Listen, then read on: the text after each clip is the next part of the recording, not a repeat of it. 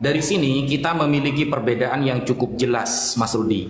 Kalau di dalam Islam, Al-Quran secara tegas menarasikan laisa kamitslihi syai' walam yakul lahu kufuwan ahad, yang mengindikasikan Allah tidak sama seperti apapun. Nah, ketidaksamaan Allah kemudian dijelaskan oleh para ulama tentang mujanasah, jenisnya gak ada yang sama, mumatsalah tidak ada yang mirip, musyabahah tidak ada yang menyerupai. Sehingga kalimat Tuhan pasti punya tubuh itu sudah jelas perbedaan antara kita dengan Mas Rudi. Dan ketika kita menarasikan bahwa Mas Rudi itu menuhankan seorang manusia atau menuhankan seorang makhluk, berarti benar, karena setiap makhluk pasti punya tubuh. Ingat, setiap ciptaan pasti punya tubuh, dan itu tidak berlaku kepada Sang Pencipta. Itu yang pertama. Lalu Mas Rudi, ada pertanyaan dari saya. Pertanyaan pertama begini, Mas Rudi. Pernahkah Allah mengakui, menyampaikan bahwa Yesus itu adalah firman-Nya? Itu pertanyaan pertama ya. Pernahkah Allah mengakui, ditulis, tercatat dalam Bible bahwa Allah berkomentar Yesus inilah firmanku? Karena ketika kemudian Tuhan Mas Rudi disebut Esa, tetapi masih dihitung antara firman-Nya, masih ikut dihitung yaitu rohnya, sehingga disebut tiga kesatuan. Tapi kenapa penghitungannya itu selalu narasinya kepada firman dan roh? Kenapa maha pendengaran Tuhan tidak dihitung, maha pengetahuan Tuhan tidak dihitung, maha melihat Tuhan tidak dihitung, maha bersabar Tuhan tidak dihitung? Kenapa kok harus firman dan kemudian roh yang dihitung? Kenapa yang lain tidak dihitung? Sehingga mengungkapkan Tritunggal. Ada tiga sesuatu yang menjadi satu dalam satu tubuh. Kan seperti itu. Itu pertanyaan pertama. Pernahkah Tuhan Allah ya mengakui, menarasikan, memproklamirkan bahwa Yesus adalah firman-Nya? Pernah enggak? Kalau ada, sampaikan dalilnya kepada saya. Nah, kemudian Mas Rudi tadi bilang Tuhan tidak berfirman, maka dia bukanlah Tuhan. Ketika Tuhan itu tidak berfirman, maka dia bukan Tuhan. Nah, di dalam Kejadian 1 nomor 1, Mas Rudi, kalau kita baca, Tuhan menciptakan langit dan bumi. Di sana tanpa berfirman, Mas Rudi. Kita lihat di dalam bahasa asli Ibrani, atau kita menggunakan Septuagint dengan menggunakan bahasa Yunani, contohnya LXX. Nah, ada nggak di dalam Kejadian 1 nomor 1 ketika Tuhan kemudian menciptakan langit dan bumi dia berfirman? Tidak ada, Mas Rudi. Ini saya sedang bukan mengkritik Bible, tapi mengkritik cara pandang Mas Rudi mengenai Tuhan. Ketika Tuhan tidak berfirman dalam menciptakan sesuatu, berarti dia bukan Tuhan. Itu perlu diklarifikasi, karena di dalam Kejadian 1 nomor 1 ketika Tuhan menciptakan langit dan bumi, dia tidak berfirman. Tidak ada kalimat firman, tidak ada kalimat logos atau semacamnya di dalam Kejadian 1 nomor 1. Jadi itu ya yang perlu saya kritisi. Dan pertanyaan saya harus dijawab, Mas Rudi. Apakah Allah pernah mengakui bahwa Yesus itu adalah firman-Nya? Saya membaca dalam Kejadian sampai Wahyu, belum menemukan satu ayat pun yang mengindikasikan bahwa Yesus, kalau Yesus mengakui dia firman, oh ada. Kalau muridnya mengatakan Yesus itu firman, mungkin melalui tafsir. Tapi kalau Allah mengakui Yesus sebagai firman-Nya, itu belum ada. Sehingga kesannya itu Yesus seperti pengakuan pribadi. Atau murid-murid Yesus sedang tidak peduli apakah sebenarnya Yesus, tapi dinarasikan pribadi. Tetapi kalau ada ayat yang mengatakan bahwa Allah mengakui Yesus sebagai firman-Nya, selesai masalah. Berarti Yesus benar-benar firman Allah, Mas Rudi. Nah, mungkin itu dulu yang bisa saya sampaikan sebelum kita lanjut kepada sesi yang nomor selanjutnya ya. Sekian, terima kasih. Siap, Tat. Kita kasih paham, Ustadz Wafi. Tapi ayo dong kawan-kawan, semangat. 700 orang kita di sini. Ustadz, berapa penontonmu, Ustadz? 1.300. Ya.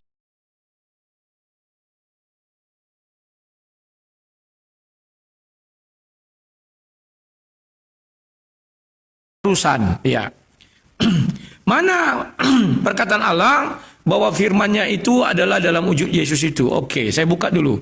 Yesaya 55 ayat 11. Demikian firman-Ku yang keluar dari mulutku artinya firman itu keluar dari mulut Tuhan, ia tidak akan kembali kepadaku dengan sia-sia, tetapi ia melaksanakan apa yang kukehendaki dan akan berhasil dalam apa yang kusuruh kepadanya.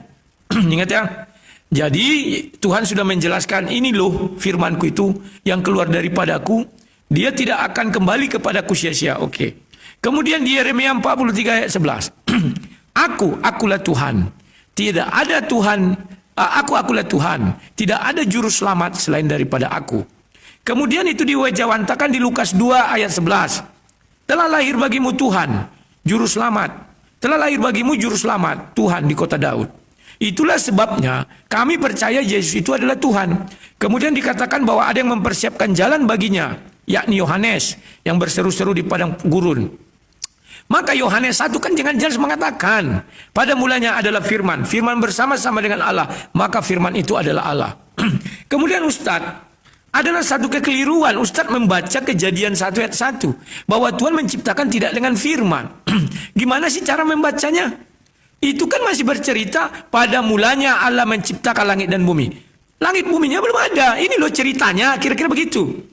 Pada mulanya Allah menciptakan langit dan bumi itu begini loh, masih kosong, belum ada apa-apa. Inilah permulaan penciptaan langit dan bumi. Kira-kira begitu. Paham ya?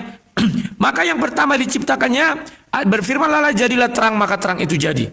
Semua diciptakan itu dengan kalimat firman. Gak ada kalimat di luar firman, ya. Kemudian kenapa mata Tuhan, pendengaran Tuhan semuanya juga tidak dibilang itu? Kita diciptakan serupa dan segambar dengan Tuhan. Kita hanya memiliki 3 bagian besar tubuh. Kepada tubuh ini tergantunglah kuping, mata, hidung, bibir, dan lain sebagainya. Tangan, kaki. Pahami dulu, Kemudian yang kedua roh. Yang ketiga adalah suara. Di luar itu enggak ada lagi, Makanya kalau berbicara tentang kekristenan dipadukan dengan kalian Tuhan itu 120 tunggal. Karena Allah SWT tidak akan dikatakan Allah SWT apabila sifatnya kurang 1. Sifatnya kan 20. Apabila sifatnya 19 dia bukan Allah SWT. Asmaul Husna 99. Apabila kurang 1 itu bukan Allah SWT tapi Allah-Allah lain. Itu enggak boleh kau sangkal itu Demikian juga Allah SWT. Dia adalah memiliki 3 hal yang sering diucapkan oleh muslim. Yang pertama, namanya Allah. Yang kedua, bentuknya adalah zat, zat. Yang ketiga adalah dia berfirman, Kalau satu saja kurang, misalnya Allahmu tidak bisa berfirman, itu bukan Allah SWT. Pahami dulu, Kalian nggak ngerti konsep ini. Coba aku tanya dulu nanti. Apakah Allah SWT tetap dikatakan Allah SWT apabila dia tidak bisa berfirman? Apakah Allah SWT tetap dikatakan Allah SWT apabila dia tidak memiliki zat? Apakah Allah SWT tetap dikatakan Allah SWT apabila dia tidak memiliki nama? Tolong nanti itu dijawab, biar kita bisa menjelaskan kepada umat muslim bahwa yang dimaksud Esa itu adalah satu kesatuan, bukan bilangan 1. Kalau bilangan 1, kecil sekali Tuhan kita, Naruto bisa jadi 1000. Masa kalah Tuhan kita sama Naruto? Sementara Al-Quran menjelaskan penyusun daripada Allah itu ada nama, ada zat, dan ada firman. Coba bantah yang 3 ini, Karena kami itu, bedanya kami adalah Allah, ada roh, dan ada firman. Kalian zat, kami roh. Allah itu bagi kalian nama, kami bukan nama. Tapi itulah bentuknya, apa jabatannya. Hanya itu aja bedanya, Zat dengan roh. Ya, nanti tolong dijelaskan yang itu, Dan mana di dalam Al-Quran yang mengatakan bahwa tanpa firman dia tetap Allah? Silakan. Oke, bismillahirrahmanirrahim. Tadi Mas Rudi menarasikan, andaikan Asmaul Husna itu 99, lalu berkurang menjadi 1, maka dia bukan Allah. Atau sifat wajib 20, ketika kurang 1, maka dia bukan Allah. Ini sebenarnya kesalahpahaman Mas Rudi dalam memahami sifat wajib 20 dan Asmaul Husna. Di dalam Al-Quran disebutkan walillahil asmaul husna walillahil asmaul husna fad'uhu biha. Allah memiliki nama-nama yang baik, maka berdoalah dengan nama-nama tersebut. Nama Allah yang tertera di dalam Al-Quran adalah 99. Tidak kemudian nama Allah terbatas 99. Bedakan Mas Rudi ya. Kalau Allah pernah menarasikan di dalam Al-Quran, satu ayat saja tampilkan bahwa Allah membatasi namanya 99. Tidak akan pernah Anda temukan sampai Dajjal keluar 2 kali. Nah, nama Allah 99 itu adalah yang tertera di dalam Al-Quran. Tidak kemudian terbatas. Karena Rasulullah SAW pernah berdoa kepada Allah, Allahumma ya Allah, aku meminta as'aluka bikullismin sammaitahu bihi nafsak, dengan nama-nama yang hanya engkau saja yang tahu, au anzaltahu fi kitabik, atau nama yang engkau turunkan dalam kitab-kitab sucimu seperti di dalam kitab Al-Quran dan kitab suci yang lain, au allamtahu ahadan min khalqik, atau nama yang hanya engkau berikan kepada orang yang khusus spesial bagimu. Contoh nama-nama Allah yang hanya diketahui oleh para nabi. Jadi itu adalah hadis sahih yang menunjukkan Allah itu tidak terbatas 99 namanya. Nah, itu sudah dijawab oleh Rasulullah. Kemudian Mas Rudi, ketika saya bertanya, apakah Allah pernah mengakui Yesus sebagai firman-Nya? Ternyata Mas Rudi menampilkan Yohanes contohnya. Pada mulanya adalah firman, firman bersama Allah, firman adalah Allah. Itu ungkapan Yohanes, Mas Rudi. Dan ungkapan Yohanes ini hanya tertulis di dalam Yohanes saja. Tidak kemudian tertulis di dalam surah-surah yang lain. Surah Paulus, Markus, Matius, dan yang lain sebagainya. Tidak ada. Lukas, ada. Hanya tertulis di Yohanes saja. Itu menunjukkan itu pendapat pribadi Yohanes. Saya ingin ada ayat mungkin di mana Allah mengakui sendiri bahwa Yesus adalah firman-Nya. Tidak ada, Mas Rudi. Sudah saya kaji dari Kejadian sampai Wahyu. Tidak ada Allah mengakui Yesus sebagai firman-Nya. Kemudian jika Mas Rudi mengatakan bahwa yang namanya Allah, Tuhan, itu masa cuma punya nama saja, kemudian tidak punya tubuh, itu letak perbedaan kita, Mas Rudi. Mas Rudi memikirkan bahwa Tuhan itu seperti makhluk. Mas Rudi memikirkan Tuhan itu bertubuh. Sedangkan kita, sang pencipta, mustahil sama seperti ciptaannya. Saya membuat robot, pasti robot itu tidak sama dengan saya. Banyak keterbatasan. Itu hanya permisalan saya dengan robot buatan saya. Apalagi yang menciptakan adalah Allah Subhanahu wa Ta'ala. Jelas, al-farqu bainahuma ba'id. Perbedaan di antara keduanya sangat jauh. Dan pernyataan Mas Rudi ketika mengatakan bahwa Tuhan itu memiliki tubuh, itu disangkal, Mas Rudi. Coba Mas Rudi buka. Di dalam Yesaya 46 nomor 5 ayat 5. Yesaya 46 ayat 5 di sini dikatakan secara tegas begini, Mas Rudi. Kepada siapakah kamu hendak menyamakan aku, saudara? Hendak membandingkan dan mengumpamakan aku sehingga kami sama? Yesaya 46 nomor 5 menjelaskan bahwa Tuhan tidak boleh sama seperti apapun. Yesaya 46 ayat 5 menunjukkan Tuhan berbeda dengan makhluknya. Kepada siapakah kamu akan menyamakan aku, saudara? Itu tidak sama. Itu tertulis dalam Yesaya, Mas Rudi. Lalu ketika Mas Rudi mengatakan bahwa Esa itu maknanya satu kesatuan, mana literasinya? Kata Esa diambil dari kata Sangsekerta, yang artinya only one, hanya satu. Sedangkan Mas Rudi secara tegas di dalam kitabnya 1 Yohanes 5 nomor 7, bahwa sebab ada 3 yang memberi kesaksian di dalam sorga, Bapa, Firman, dan Roh Kudus. Dan ketiganya adalah satu. Berarti 3 kemudian menjadi satu. Berarti hakikatnya Tuhan Mas Rudi adalah 3. Sekian. Ya. Tat, dirimu keliru loh, Tat. Saya tidak bilang nama Allah itu terbatas hanya 99. Silakan mau 1 juta juga silakan. Yang diperkenalkan cuma 99 kamu bilang di Quran, itu kamu akui. Sifatnya juga yang diperkenalkan 20. Yang saya katakan apabila kurang 1, apakah itu masih dibilang Allah SWT? Contoh sifatnya maha berfirman, kurang itu 1, dia nggak bisa berfirman. Apakah masih dikatakan Allah? Paham gak, Tat? Itu maksud saya, jika kurang 1 nama itu, dari 99 jadi 98, apakah tetap masih dikatakan Allah? Itu saya percaya itu Tuhan lain. Karena dia tidak bisa misalnya maha suci, maha mendengar, dan maha-maha yang lain. Kurang 1, Tat. Bukan tambah 1, silakan. Mau kau tambah 1 juta pun silakan, aku nggak ngurus. Yang ku bilang kurang 1. Yang kedua, tadi dirimu tidak menyebutkan mana ayatnya yang mengatakan dia tetap Tuhan sekalipun dia tidak berfirman. Kalau kami jelas, aku mengutus firmanku Dia pergi melaksanakan apa yang kuperintahkan dan dia kembali dengan tidak sia-sia. Di mana itu terdapat? Sudah kujelaskan. Terus dia mengakui dia adalah juru selamat. Dan disampaikan malaikat, inilah juru selamat. Kemudian ketika Yesus dibaptis, keluar dari air di Matius 3 itu, inilah anak yang kukasihi, kepadanya lah aku berkenan. Kurang apa lagi, Tat? Ya.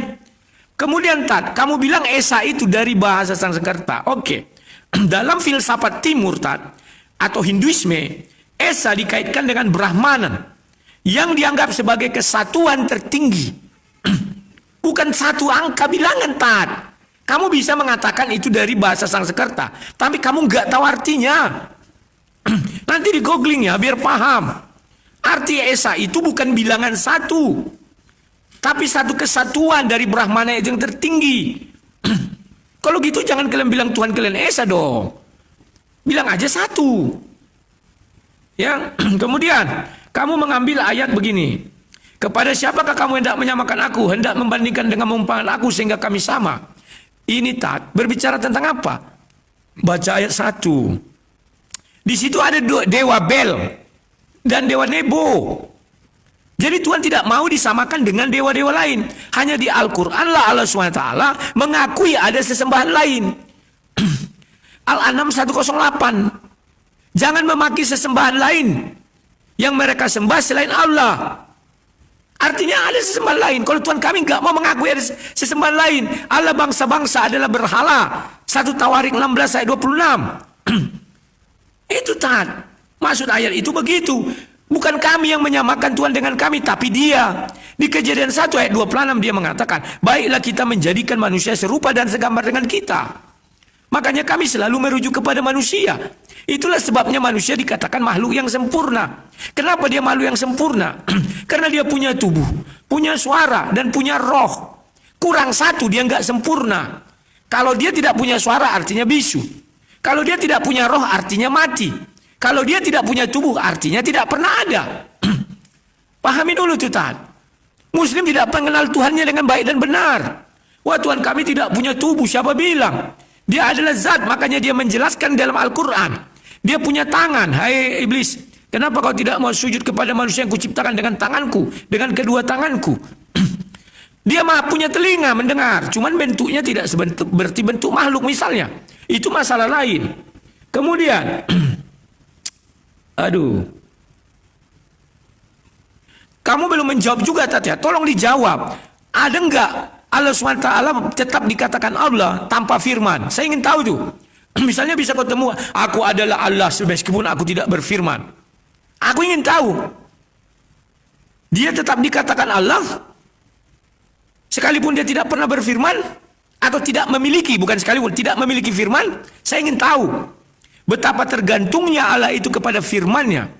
Tanpa firman, itu bukan hanya Yohanes 1 sampai 3, Tat. Ibrani juga menjelaskan demikian. Tanpa firman tak ada yang bisa dijadikannya. Terima kasih. Bismillahirrahmanirrahim. Mas Rudi tadi mengatakan yang namanya Tuhan itu erat kaitannya dengan firman. Jadi begini, Mas Rudi, konsep dalam ketuhanan itu di dalam agama Islam bahwa kita yakin seluruh sifat kesempurnaan wajib dimiliki oleh Tuhan. Tuhan mustahil bisu. Yang namanya Tuhan wajib berfirman. Tetapi kemudian ketika dikatakan Tuhan ketika menciptakan sesuatu wajib berfirman, itu adalah masalah lain, Mas Rudi. Ketika Tuhan menciptakan sesuatu wajib berfirman, itu masalah lain. Tapi Tuhan wajib memiliki firman. Dan kenyataannya di dalam Kejadian 1 nomor 1 tidak ada kemudian kalimat firman dari Tuhan. Kalau Mas Rudi mengatakan itu kan hanya sedang menceritakan. Pada mulanya Tuhan menciptakan langit dan bumi, sedang menceritakan. Oke, kalau memang sedang menceritakan, di mana ungkapan Tuhan berfirman menciptakan bumi? Firman Tuhan menciptakan bumi, di mana? Kalau itu hanya menarasikan ya. Kita buktikan di mana ada ayat aku menciptakan bumi dengan firman seumpama. Ya tidak ada, Mas Rudi. Nggak ada. Karena memang dalam Kejadian 1 nomor 1, mau kita baca tafsir-tafsir dari para ulama Yahudi, para rabi Yahudi, ya juga tidak kita temukan istilah firman dalam menciptakan langit atau bumi tersebut. Bumi ya tentunya. Nah, Mas Rudi tadi mengatakan kalau Tuhan itu bisu berarti itu bukan Tuhan. Nah, kita lihat apakah di dalam kitab suci Mas Rudi, Tuhan Mas Rudi pernah bisu, pernah gak jadi Tuhan berarti. Ya, ini Mas Rudi ya. Di dalam Yesaya 42 nomor 14. Yesaya 42 nomor 14. Apa kata Tuhan? Aku membisu dari sejak dahulu kala.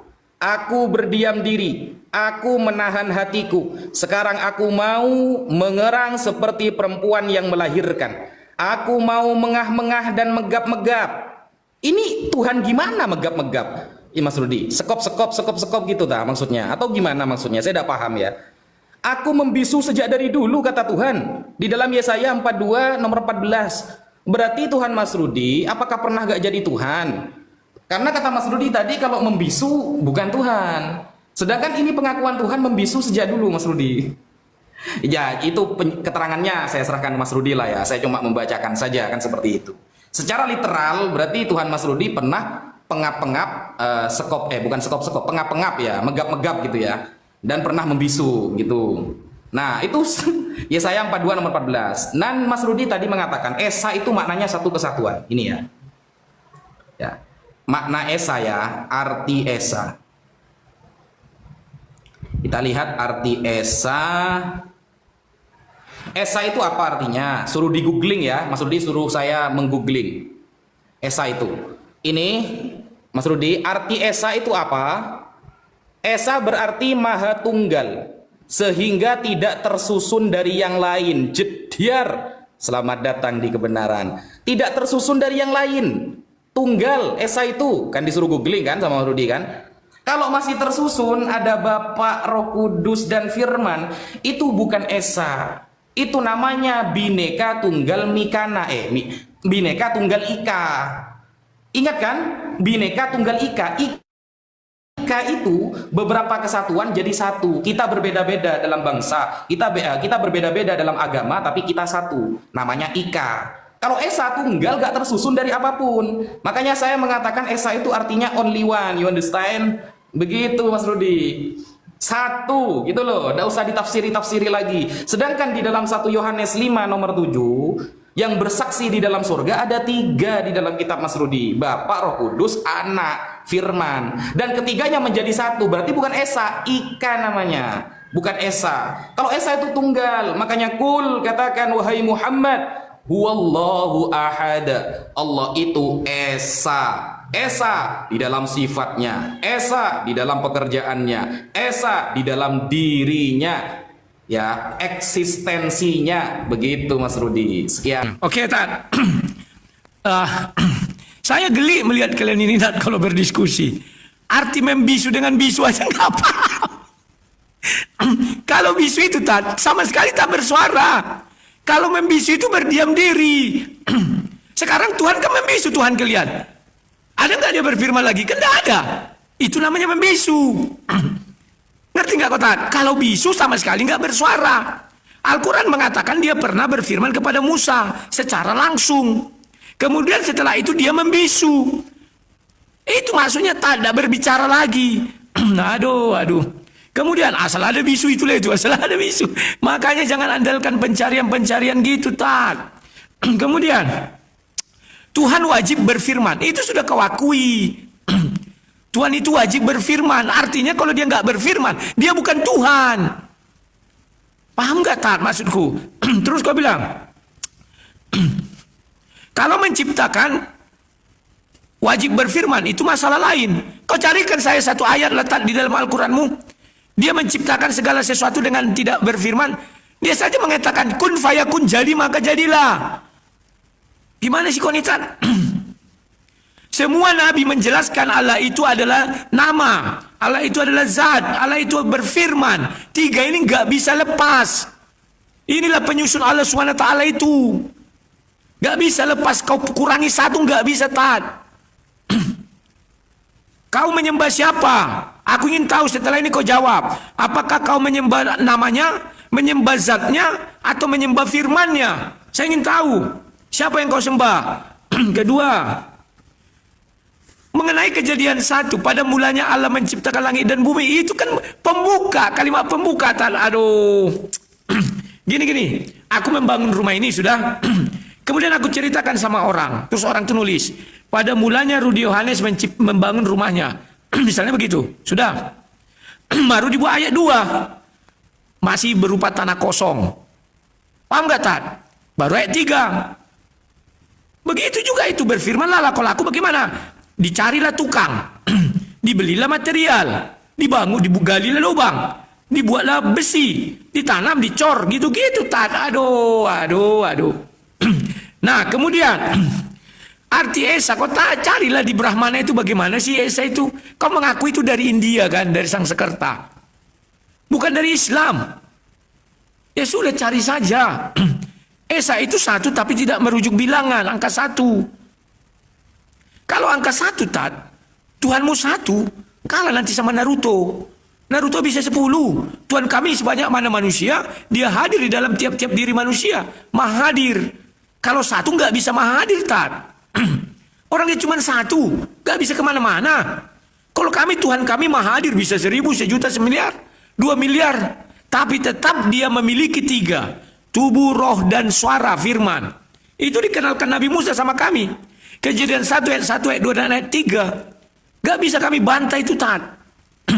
Karena memang itu sudah dijelaskan. Paham ya, Tat ya?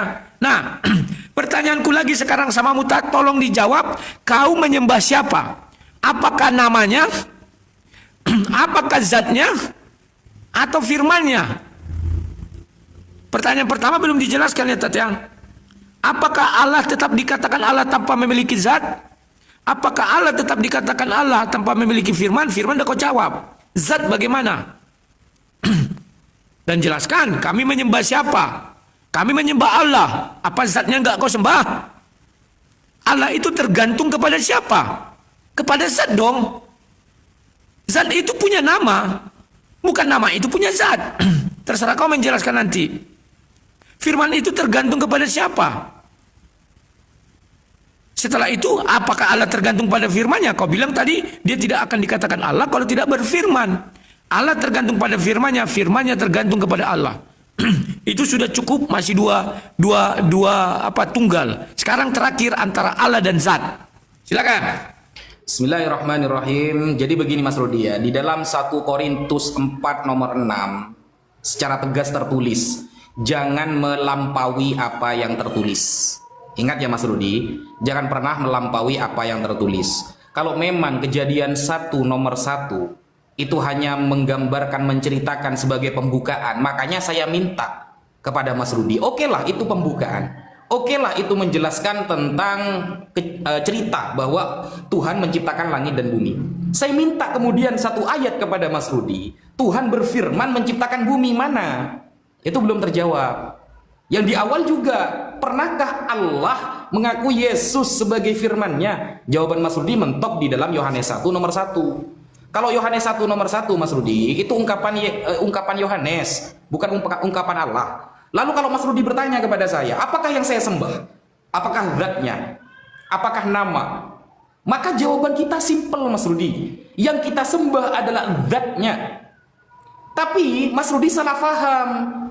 Mas Rudi tidak paham tentang zat ini. Zat itu apa sih? Zat ini bukan zat kimia, bukan Mas Rudi. Makanya di dalam Al-Quran ada ayat Irama dzatil imad. Zat, personality, personalia, personnya, ya, eksistensinya, itulah arti zat. Makanya kalau Mas Rudi buka di dalam kamus ya, kamus bahasa Inggris, bahasa Arab, mau yang dikarang oleh orang-orang non-muslim ataupun yang dikarang oleh umat Islam sendiri, semuanya sama. Zat itu personal. Yang namanya personal pasti punya nama Mas Rudi. Namanya adalah Allah. Bismillahirrahmanirrahim. Dengan menyebut nama Allah, yang kita sembah adalah zatnya. Ketika kita sembah adalah zatnya, maka betullah umat Islam semua sifat-sifatnya menyatu kepada zat tersebut. Dari sifat berfirman, kemudian pendengaran, maha pengetahuan, maha mengetahui, dan semuanya. Kalau kita menyembah zatnya, semua sifat-sifat Allah menyatu kepada zatnya, otomatis kita juga menyembah seluruh sifat-sifatnya. Tetapi kemudian saya bertanya balik kepada Mas Rudi, yang Mas Rudi sembah adalah firman, atau Bapa, atau Roh Kudus? Kalau ketiga-tiganya, berarti Tuhan Mas Rudi 3. Kalau Mas Rudi mengatakan, oh, ini kan di dalam satu kesatuan. Lalu bagaimana dengan penyembahan maha mengetahui Allah? Lalu bagaimana kepada penyembahan maha melihat Allah? Itu tidak bisa kemudian mewakilinya, Mas Rudi. Karena firman hanya salah satu dari fungsi yang ada pada personal Allah. Sedangkan fungsi-fungsi yang lain juga harus disembah. Ketika Mas Rudi menyembah Allahnya, zatnya, maka semua fungsi yang ada pada zatnya juga otomatis disembah oleh Mas Rudi. Tapi ketika kemudian Mas Rudi menyembah firman, itu tidak mewakili penyembahan pada sifat-sifat kesempurnaan yang lain yang ada pada diri Allah Subhanahu wa Ta'ala. Makanya begini, Mas Rudi, kalau kita lihat ya, contohnya di dalam Kejadian 1 nomor 26 tadi Mas Rudi mengatakan bahwa Tuhan itu wajib bertubuh. Ingat Mas Rudi, kata serupa dan segambar. Ya, jadilah kita serupa dan segambar dengan manusia. Berarti yang namanya Tuhan itu segambar. Ini susahnya ketika kita mengandalkan sebuah terjemahan, Mas Rudi. Karena kalau kita lihat di dalam teks Ibrani Kejadian 1 nomor 26 itu menggunakan kata selem. Selem artinya pandangan atau image, ya, image, gambaran, pandangan, bukan rupa, bukan tubuh, Mas Rudi. Di dalam bahasa Ibraninya image, kalau dalam bahasa Inggris ya, selem dalam bahasa Ibrani itu image, rupa, bukan berupa tubuh. Kalau tubuh kan nanti larinya kepada form, ya, bentuk tubuh, bentuk rupanya, form nantinya bahasa Inggrisnya. Sehingga ketika kita mengandalkan hanya sebuah terjemahan, maka Mas Rudi akan salah sesembahan hanya gara-gara salah terjemahan. Itu hati-hati, Mas Rudi. Nah, sedangkan Allah Subhanahu wa Ta'ala memiliki seluruh sifat kesempurnaan yang ada di dalam pikiran kita, dan sifat kesempurnaan itu akan dapat kita wakili dalam penyembahan kita ketika kita menyembah Allahnya, personnya, zatnya, seluruh sifatnya akan terwakili. Tapi kalau hanya menyembah pada firmannya, semuanya tidak terwakili. Apakah yang Mas Rudi sembah? Firman, roh, atau Bapa? Sekian. Makin cerdas sih Ustadz ini.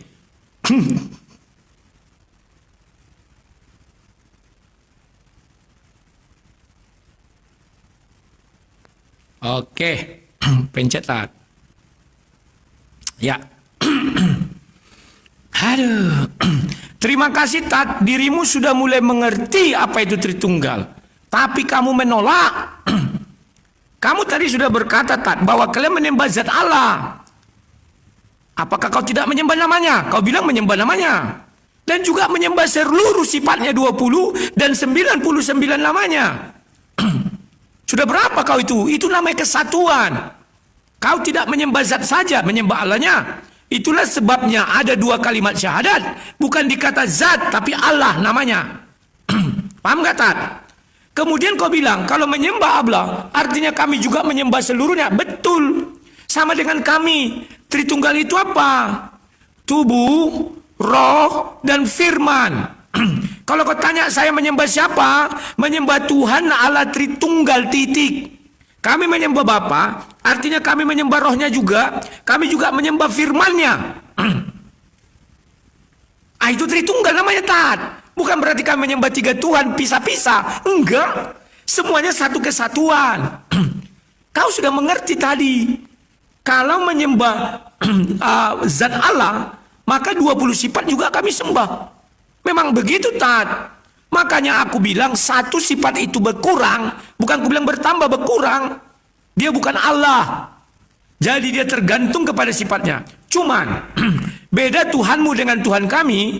Tuhan kami bisa mengutus firman-Nya menjadi manusia, bisa mengutus rohnya ke dalam dunia ini. Tuhanmu tidak bisa apa-apa. Itu bedanya. Bisa enggak dia mengutus zatnya ke bumi? Enggak bisa. Bisa enggak dia mengutus firman-Nya menjadi manusia? Enggak bisa. Tapi dia memiliki tiga ini tetap. Dia adalah Tuhan. Dikatakan dia Tuhan kalau memiliki nama, memiliki zat, dan memiliki firman. Itu di dalam Islam. Gak bisa kau pisahkan ini. Tadi sudah kau akui Tat.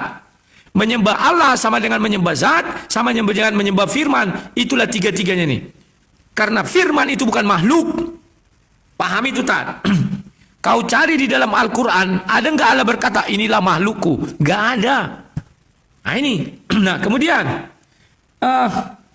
Yesus adalah firman. Mana kan sudah ku jelaskan. Akulah Tuhan. Tidak ada juru selamat selain aku. Telah lahir bagimu juru selamat di kota Daud, Tuhan di kota Daud. Itu kan sudah pengakuan disampaikan oleh malaikat. Firman Tuhan disampaikan malaikat kepada Maria. Apalagi yang mau kau tuntut, Tat? Sudah, apalagi? Terus kau bilang, zat Allah itu untuk menunjukkan eksistensinya. Kalian tidak mengerti apa eksistensi. Zat Allahmu itu tidak pernah ada. Aku tidak mengatakan zat cair, zat padat, tidak pernah. Sampai hari ini Allah SWT tidak pernah menunjukkan eksistensinya. Kenapa? Buktinya kitab Al-Quran itu bersumber kepada mana? Taurat, Zabur, Injil. Baru lahir Al-Quran. Tidak ada yang pertama-tama langsung Al-Quran. Tidak ada itu. Eksistensi Allah SWT itu tidak pernah ada. Ngerti nggak kalian eksistensi? Kalau Tuhan kami eksistensinya ada. Ada. Ketika dia bertemu Abraham, ketika dia menuntun bangsa Israel dalam bentuk apa? Tiang awan, tiang api. Ketika dia bertemu dengan para murid-murid Yesus, dia dalam bentuk Yesus ke dalam dunia ini. Itu eksistensi. Kalau Tuhanmu eksistensinya nggak pernah ada. Kenapa? Itu Tuhannya orang Yahudi, Tuhannya orang Nasrani, berubah menjadi Tuhannya orang Islam. Pahami dulu. Kalau memang Tuhanmu itu ada sejak awal, Tat, sudah pasti ketika menciptakan langit dan bumi, dia itu menggunakan bahasa Arab. Karena Allah itu bahasa Arab. Dan itu bukan milik Islam. Menurut catatan sejarah dunia, Kristen lebih dahulu daripada Islam. Menggunakan kata Allah. Sama kafir Quraisy. Sebentar, Tat, aku kena ini. Sabar ya. Bentar. Ya, lanjut, Tat. Potongan puzzle biasa harus digeser. Baru ini. Nah, kemudian kau berkata bahwa tidak image. Memang image kan citra. Kalau rupa, kau baca Kejadian 5 ayat 1, Tat. Berarti saya bisa mengembalikan bahwa bahasa Tuhan Anda itu Yunani, bukan Aramaik, bukan Ibrani. Karena di dalam perjanjian baru, saudara, bahasa aslinya yang tertua, yang ditemukan, yang diakui oleh umat Kristen adalah Theos. Lalu kemudian bahasa Indonesianya lalu menggunakan Allah, minjem punya Islam. Kan seperti itu. Kalau memang seumpama orang Kristen sebelum Islam mengakui lafaz Allah, berarti itu menunjukkan Tuhan yang benar itu Allah, Mas Rudi, bukan Theos. Kalau sebelum Nabi Muhammad SAW diutus di Arab, ternyata umat Kristen sudah menggunakan lafaz Allah, berarti Allah, Tuhan yang benar adalah Allah, bukan Theos. Ya, ataupun Kurios, ataupun Kyrios, tidak. Apakah kemudian bahasa Tuhan Mas Rudi menggunakan bahasa Yunani, bukan bahasa Arab atau bahasa Aramaik? Itu kan dangkal sekali cara berpikirnya seperti itu, Mas Rudi. Jadi begini, di dalam Lukas kan dikatakan bahwa tidak ada yang mustahil bagi Tuhan. Ya, itu tertulis di dalam Lukas 1 nomor 37. Sebab bagi Allah tidak ada yang mustahil. Kalau memang tidak ada yang mustahil, bisa nggak Yesus mengutus Bapa? Yesus mengutus Bapa, bisa nggak? Karena dalam penyembahan Mas Rudi menyetarakan antara Yesus, Roh Kudus dengan Allah. Karena ketiganya adalah satu, sesuai 1 Yohanes 5 nomor 7. Di dalam sorga ada 3 kesaksian, Yesus, Bapa, Roh. Setara mereka. Atau saya pertanyakan dulu, Bapak, Yesus, dan Roh Allah setara nggak, Mas Rudi? Kalau tidak setara, berarti ada Tuhan senior, ada Tuhan junior. Kalau mengatakan setara, bisa nggak Yesus mengutus Bapa? Kalau Mas Rudi mengatakan Tuhan kita tidak ada eksistensinya hanya gara-gara tidak terlihat, Tuhan kita itu berarti gaib, tidak ada hanya gara tidak terkasat mata, maka ini adalah merupakan kedanggalan cara berpikir Mas Rudi. Kenapa? Saya katakan Yesus saja di dalam Yohanes 5 mengatakan bahwa Bapa yang mengutus aku, rupanya tidak pernah kau lihat, suaranya pun tidak pernah kau dengar. Berarti memang ada sebuah eksistensi yang tak terlihat dan tak terdengar, memang ada di balik dunia ini. Dan itu diakui oleh Yesus ketika berhadapan dengan murid-muridnya, saudara. Bapa yang mengutus aku, kata Yesus, suaranya tidak pernah kalian dengar, rupanya tidak pernah kalian lihat. Berarti sesuatu yang tidak terdengar dan tidak terlihat bukan berarti tidak ada, Mas Rudi. Dan itu diakui oleh seorang Yesus, yang diakui oleh Mas Rudi sebagai utusan Tuhan, saudara. Jadi tidak mungkin, saya contohkan logical fallacy itu jangan dipakai Mas Rudi. Cara berpikir yang tidak benar jangan dipakai. Ketika di sebuah kamar ada suara, menunjukkan berarti ada orangnya. Ketika di sebuah kamar tidak ada suara, belum tentu tidak ada orangnya. Tapi ketika kita buka di dalam kamar itu ada bekas-bekas injakan seseorang, berarti di dalam kamar pernah ada seseorang. Kalau kita berpikir mustahil sepeda motor, mobil tercipta dengan sendirinya, apalagi dunia yang luas seperti ini, maka mustahil tercipta dengan sendirinya. Maka siapakah yang bisa menciptakan gunung-gunung, langit-langit dan bumi sebesar ini? Maka Allah mengatakan di dalam Al-Quran, Badi'us samawati wal ard, dialah sang pencipta pertama kali langit dan bumi ini. Itu sudah logik sekali. Dan logika seperti itu diakui oleh seorang Yesus. Bahkan sesuatu yang tidak pernah kita dengar suaranya, rupa yang tidak pernah kita lihat rupanya, itu belum tentu tidak ada, Mas Rudi. Dan itu diakui oleh Yesus. Begitu. Nah, kemudian Mas Rudi, pertanyaan saya diingat ya, apakah Yesus dan Bapak setara? Kalau setara berarti Yesus bisa mengutus Bapak. Buktikan. Kalau tidak setara, berarti ada istilahnya Tuhan senior, Tuhan junior. Bahkan eksistensi ketuhanan Roh Kudus saja tidak pernah tercatat di dalam Alkitab, Mas Rudi. Dari Kejadian sampai Wahyu, Roh Kudus diakui sebagai Tuhan setara dengan Theos, tidak pernah terungkap di dalam Alkitab. Lalu siapakah yang mengungkapnya sebagai Tuhan, sebagai kesatuan dari bagian Tuhan, dan berhak juga disembah, Mas Rudi? Begitu.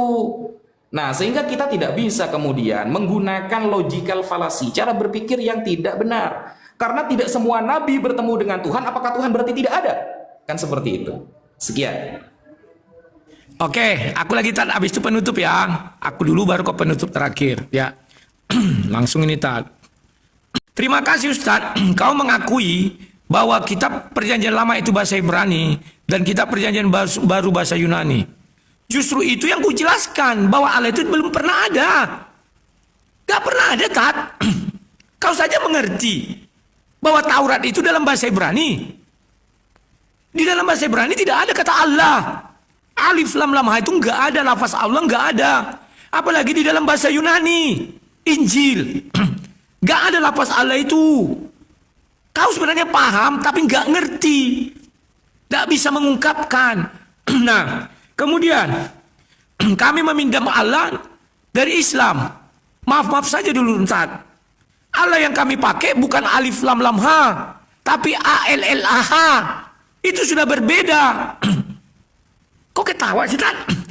Ini lapas Allah, tidak ada ditemukan di dalam kitab suci Alkitab bahasa Indonesia, nggak ada. Tapi ALLAH, kecuali kami menggunakan huruf yang begini-begini itu. Itu baru. Tetapi Tad, kata Allah, lafaz Allah sudah terdapat di dalam Bible bahasa Arab. Mana lebih dahulu, Kristen Arab atau Islam Arab? Fakta sejarah dunia mengatakan Kristen Arab lebih dahulu daripada Islam Arab. Tapi kalian gak pernah paham. Seolah-olah Arab itu Islam. Tidak, Tad. Arab itu pertama sekali agama di sana itu Kristen, bukan Islam. Maka orang Kristen Arab ditemukan di dalam berbagai situs-situsnya sudah menggunakan lafaz Allah. Saya pernah tunjukkan itu kitab bahasa Arab, kitab Kristen bahasa Arab. Itu Allah memang seperti yang kalian miliki itu. Ya. Kemudian Tad, lanjut lagi. Kamu mengatakan, Yesus mengatakan tidak ada yang pernah melihat. Memang betul. Kamu katanya merujuk kepada orang yang ada pada saat itu. Siapa yang pernah melihat Tuhan mereka? Enggak ada.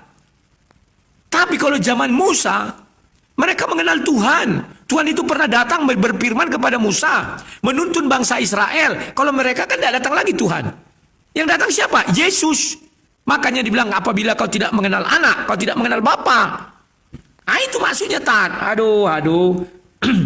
Terus kau bilang, kami menyembah siapa? Kan sudah kujelaskan Allah Tritunggal itu satu kesatuan. Kami menyembah Allah Tritunggal. Bisa nggak Yesus mengutus Bapa? Kalau Yesus bisa mengutus Bapa, itu namanya oneness. Pahami dulu tuh Tad. Kami tidak menganut paham oneness, tapi Tritunggal. Saya sudah contohkan. Tubuh saya, roh saya, dan suara saya. Saya bisa mengutus suara saya kepada Ustadz. Tetapi suara saya tidak bisa mengutus saya. Pahami dulu itu. Ya, kapan suara saya adalah saya? Ketika dia keluar dari saya. Nah itu pahami dulu tuh Tad. Biar kau paham.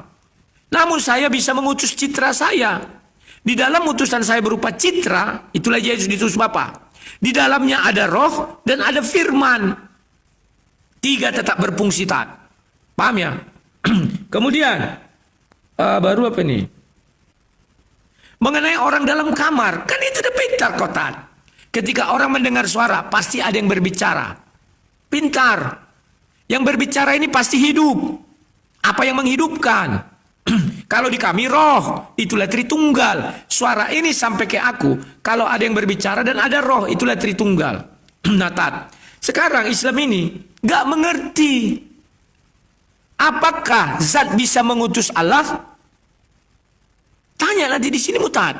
Allah itu nama. Apakah zat bisa mengutus nama? Gak bisa. Bedanya Islam dengan Kristen, Allah itu gak punya eksistensi. Gak bisa apa-apa. Apakah Allah bisa mengutus firman-Nya? Enggak bisa. Enggak bisa apa-apa. Bahkan kepada Muhammad mana bisa dia bicara langsung. Malaikat Jibril yang mengambil, sudah ditaruh kitabnya di Lauh Mahfuz, Jibril mengambil bertahap. Kan lucu. Allah enggak bisa bersuara, Tat. Ya. Sekarang, Tat, kau itu menyembah zat Allah, kau akui tadi. Zat pencipta langit dan bumi yang bernama Allah. Zat itu materinya berbeda dengan nama. Aduh, udah habis. Oke, Tat. Ya, kawan-kawan, kita sudah sampai di penghujung acara ya. Ingat ya, ini hanya diskusi. Kami diskusikan tidak maki-makian. Hanya kalau suara saya keras ya, logat saya memang begitu ya. Mohon dimaafkan kalau Ustadz itu slow, karena dia juga bawaan dari sononya sudah seperti itu. Dia dari Jawa, saya dari Sumatera Utara, itu jangan diperbincangkan lah. Asal tidak ada maki-makian. Oke. Sekarang saya berbicara dari sudut agama saya. Bahwa kami itu menyembah Allah Tritunggal. Itu bukan kami yang memperkenalkan. Tetapi Musa. Di mana diperkenalkan Musa di Kejadian 1 ayat 1, 2, dan 3. Dia mengatakan pada mulanya Allah. Allah itulah permulaan. Ya. Dan kemudian dijelaskan roh Allah. Dia memiliki roh. Dan yang ketiga berfirmanlah Allah. Jadi ketiganya itu Musa yang memperkenalkan. Dan setiap Musa memperkenalkan Tuhan pasti melekat firman. Semua nabi menyampaikan firman Tuhan, pasti melekat firman. Ada Allah, firman Allah, firman Allah, firman Allah. Artinya apa? Allah tidak akan dikatakan Allah kalau tidak berfirman. Dan dibuat di situ sampai Yohanes 6:63. Roh lah yang menghidupkan. Artinya Tuhan kami tidak dikatakan Tuhan kalau tidak ada roh. Dia jadi benda mati. Ya. Kemudian ada tubuhnya. Tubuhnya itulah yang kami katakan Allah itu sendiri. Kemudian kami Allah ini bukan kami adopsi. Kita semua sudah tahu, kita perjanjian lama bahasa Ibrani, kita perjanjian baru itu bahasa Yunani. Di situ tidak terdapat kata Allah. Lantas dari mana Kristen memiliki kata Allah itu? Ketika Kisah Para Rasul 2 ayat 11. Orang-orang berbahasa roh, salah satu di situ ada orang Arab. Orang Arab mengerti. Dan menurut catatan sejarah dunia, kata Allah pertama kali di Malta, abad pertama. Yakni Katolik Roma. Orang-orang Arab yang mengikut Katolik Roma menggunakan kata Allah. Kemudian tersebar sampai ke Syria, ya, Yamen. Maka di peninggalan gereja-gereja kuno di sana sudah ada kata Allah. Dan fakta lagi arkeologi. Waktunya sudah habis. Oh iya, silakan Tat. Lupa aku, silakan. Ya, bismillahirrahmanirrahim. Untuk penutupan di sini Al-Fakir ingin menyampaikan bahwa Allah Subhanahu wa taala tidak membutuhkan roh hanya untuk hidup. Allah Subhanahu wa taala tidak membutuhkan harus lahir ke dunia untuk mengutus seorang hamba ataupun mengutus utusannya. Allah Subhanahu wa taala disebutkan di dalam hadis, "Kana Allah wa lam yakun syai'un ghairu." Allah ada sebelum segala sesuatu ada. Tidak kemudian membutuhkan roh, tidak kemudian membutuhkan harus lahir di dunia, tidak kemudian membutuhkan tumbuh besar, kemudian tidak lahir dan tidak semua. Karena itulah letak perbedaan kita dengan Mas Rudi, bahwa Allah Subhanahu wa taala laisa kamitslihi syai', tidak setara, tidak sama dengan apapun juga. Innallaha ala kulli syai'in qadir. Allah Maha mampu atas segala sesuatu. Orang kaya tidak akan bekerja sendiri di rumahnya, pasti dia akan membutuhkan seorang pembantu untuk menyelesaikan masalah masalah rumahnya. Presiden bukan tidak bisa membuka pintu mobilnya sendiri, tapi dengan adanya bodyguard yang membuka pintunya, itu menunjukkan keagungannya. Sehingga tidak perlu Allah turun ke dunia, turun ke bumi untuk menyampaikan A, B, C, D, E, F, G kepada Nabi Muhammad sallallahu alaihi wasallam, karena Allah memiliki makhluk yang bisa dia utus untuk menyampaikan firman-Nya, dan malaikat Jibril adalah sebagai tugas penyampai wahyu kepada seorang nabi. Itu adalah perbedaan antara saya dengan Mas Rudi. Sehingga kalau dikatakan apakah kita menyembah Allah itu sifatnya? Tidak. Kita menyembah zatnya. Zat adalah personalnya. Dengan menyembah personalnya, yang kemudian personalnya memiliki nama yaitu Allah, maka kita sudah sama dengan menyembah seluruh sifat sempurna yang melekat pada dirinya. Tetapi ketika kita menyembah hanya firman-Nya saja, saudara, kita hanya menyembah maha penglihatannya saja, saudara, itu tidak mewakili penyembahan yang lain, sehingga kita akan jatuh kepada kekafiran. Dan ingat, sifat makhluk tidak akan pernah terjadi kepada sifat Allah, dan sifat Allah juga tidak akan bisa dikuasai oleh makhluk, karena Allah sang pencipta dan makhluk hanya ciptaannya. Maka seyogyanya bagi Allah maha mampu atas segala sesuatu, dan dialah sang wahdaniyah, satu dalam sifat, satu dalam personal, dan satu di dalam kekuasaannya. Sekian, terima kasih.